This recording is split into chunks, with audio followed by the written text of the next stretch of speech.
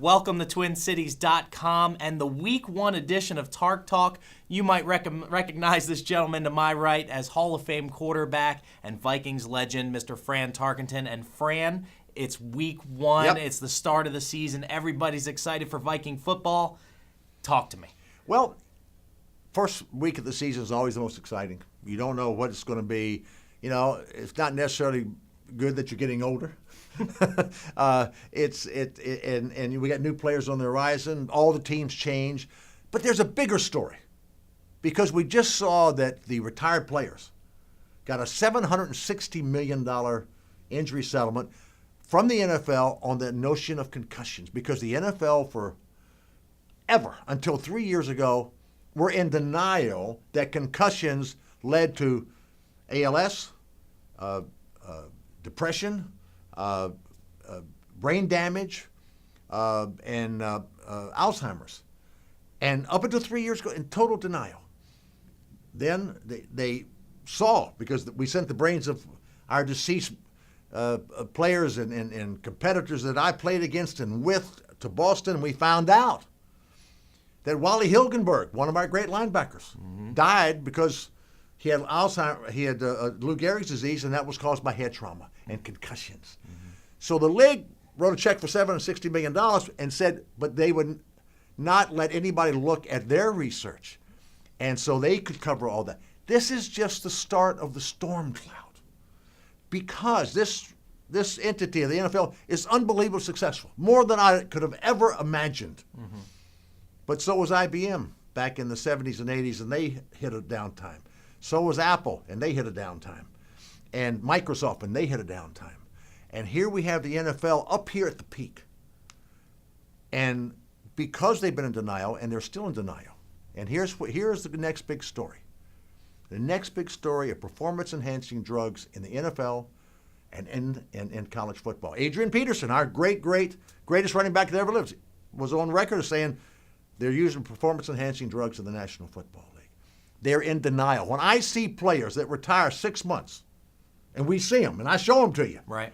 they weigh 295 pounds, and then we see them, they weigh 190 pounds. You kidding me? And if you're putting on this kind of weight through performance-enhancing drugs, which they are, then the collisions are harsher, more violent. Your body is carrying 60, 70, 80, 90 pounds more weight.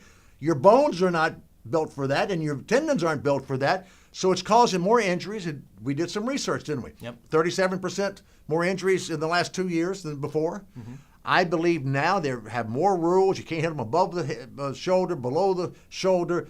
They play touch football in exhibition season. They don't let them tackle in training camp. We had all these safety procedures, and yet I haven't seen the record on it, but I'd say going into this season there are more injuries than I've ever seen.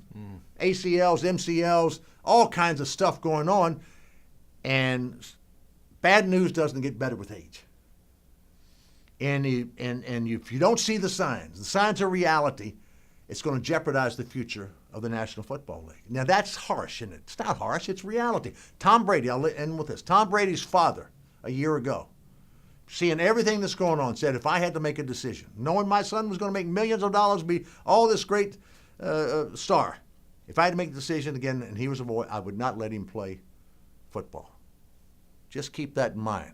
But in the next, but with that, I think the Vikings have a chance to win this division. I think the division is pretty even. Maybe Green Bay's a little better, but it's fun to have the NFL back. But just a little something for you to think about. Absolutely. Give me your Week 1 pick, Fran. We have to go to the Lions, face the Lions. Tough their hype defense. Tough deal. Playing on the road in a dome is problematic. Here's what we got going for us. Matthew Stafford is not a consistent quarterback. Yeah, if he's on his game and he's got his accuracy going, he's got bad fundamentals. He's got a strong arm, but bad fundamentals. If those bad fundamentals get him in trouble, we're okay. If he's getting to Calvin Johnson, and they got Reggie Bush back there now, and they play up to their potential, it's a tough game. But they don't normally play up to their potential. They don't. And so we've got Adrian, and I think our defense is better.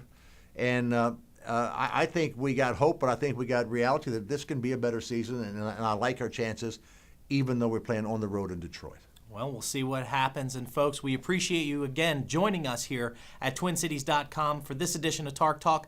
Join us back next week for a wrap-up of Week 1 and a preview of Week 2.